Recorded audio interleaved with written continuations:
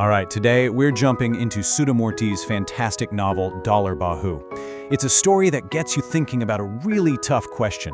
What's a person actually worth when their value is tied to, foreign currency? Okay, so the title itself tells you almost everything you need to know. A Dollar Bahu isn't just a daughter-in-law. Nope, she's a status symbol. It's this whole complex cultural thing where a woman's worth is literally measured by how many dollars her husband is making overseas. And that single idea, it's the engine that drives this entire story. So, where does this all start? Well, it's set in motion by the powerful dream of one person, Gora Mama, a mother who is absolutely convinced that real respect, real status, can only be bought with money from abroad. Gorama's ambition really comes from this deep feeling of being left out.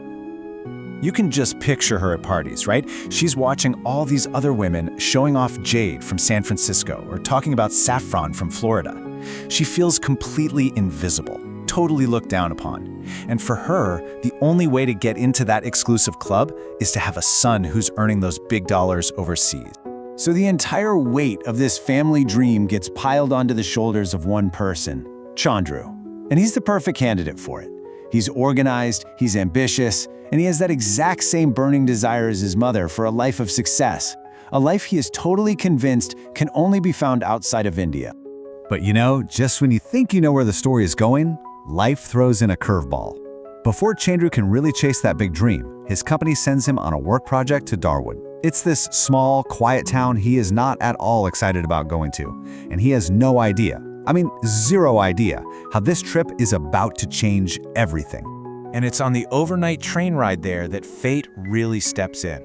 First, he hears this absolutely beautiful singing voice coming from the next compartment.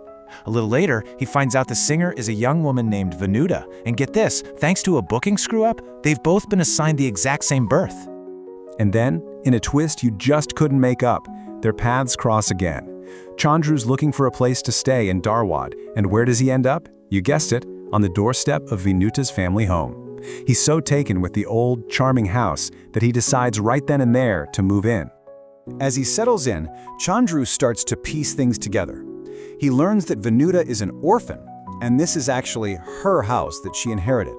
Her uncle's family has moved in to, care for her, but really, she's doing almost all of the housework.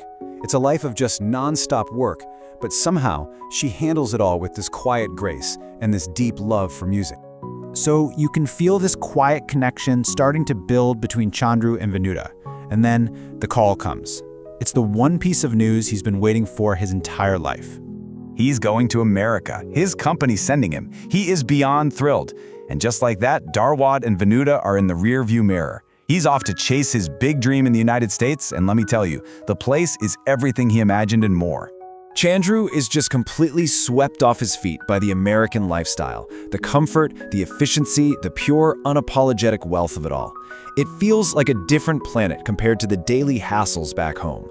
For him, America isn't just a country, it's the promised land. And this is where you really see him start to change. He starts to see the whole world through a new lens. Every story he tells his family, everything he describes, is filtered through the power of the dollar. It stops being just money. It becomes this magic wand that he believes can transform their lives and finally give them the status they crave. Okay, so fast forward about a year and a half, his official time in the US is almost up. But the thought of going back to his old life is just unbearable. He cannot stomach it. So he's facing this massive choice. Does he honor his contract and go home, or does he skip his bond, like some of his coworkers have done, and stay in America illegally? He makes his choice. With his mom's full support, he quietly finds a new job in Tennessee, sells his car, packs a single bag, and then he just disappears. He even leaves the lights on in his old company apartment to buy himself a little more time. He goes completely underground to keep his American dream alive. But here's the thing. While Chandru is off chasing his dream across the world, the life he left behind in India is starting to come apart at the seams. Tragedy just hits Vanuta out of nowhere. Her kind uncle, the one person who really looked out for her, passes away suddenly. And with him gone, so is any financial support she had. She's forced to leave her home, the only home she's ever known in Dharwad, and move to Bangalore to live with another relative, all on her own. So one day she's trying to get on one of those crazy, jam-packed Bangalore city buses, fumbling around for change. Suddenly, a tall young guy behind her just quietly pays her fare. A small thing maybe, but a huge act of kindness. When she insists on paying him back, he just smiles and says, "I'm Girish." And boom! That's the moment it all clicks into place. This kind stranger is Girish, Chandru's younger brother.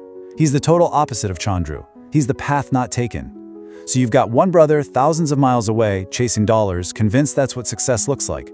And the other brother, right here in Bangalore, showing a different kind of value altogether, one that's built on simple empathy and human connection. And that's really where the story leaves us, isn't it? At this crossroads. One brother is chasing wealth across an ocean, while the other is offering a helping hand at home. And it just forces you to ask yourself a really profound question. What is the true measure of a successful life? Is it the dollars you earn, or is it the people you show up for? If this summary inspired you even a little, hit the like button, subscribe to the channel, and turn on notifications for more powerful book insights like this. And if you'd like to experience these stories in their full emotional depth, I highly recommend reading the book yourself. You'll find the buy link in the description below. See you in the next story. Until then, keep learning, keep growing.